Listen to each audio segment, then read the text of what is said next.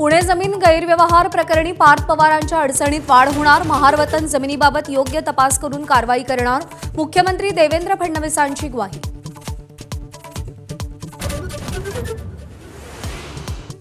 अजित पवारांचा मुलगा पार्थ पवारांनी 1800 कोटींची जमीन केवळ 300 कोटीत घेतली। ठाकरेंच्या शिवसेनेचे नेते अंबादास दानवेंचा आरोप। केवळ 500 रुपये स्टॅम्प ड्युटी दिल्याचाही दावा।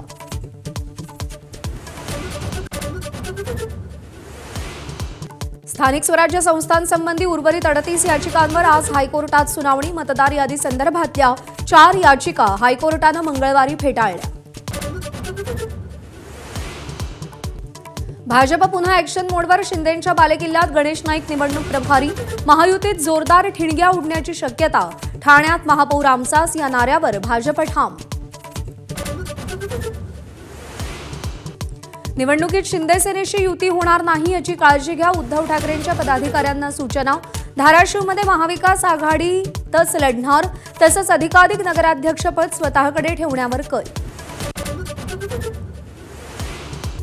भाजप सोडून इतर पक्षांसोबत आघाडीसाठी अनुकूल। शरद पवारांच्या राष्ट्रवादीचा मोठा निर्णय।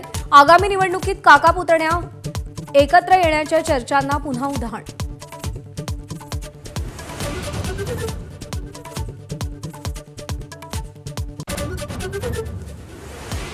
$50,000 हेक्टरी द्या ही मागणी करणं टोमणा आहे का? उद्धव ठाकरेंचा मुख्यमंत्र्यांना सवाल।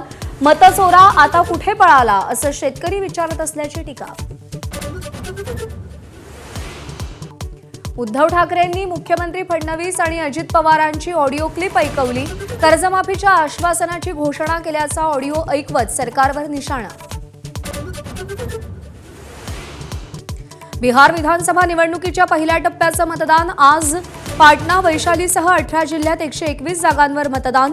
तेजस्वी यादव दोन्ही उपमुख्यमंत्र्यांसह 16 मंत्र्यांचं भवितव्य आज ईव्हीएममध्ये।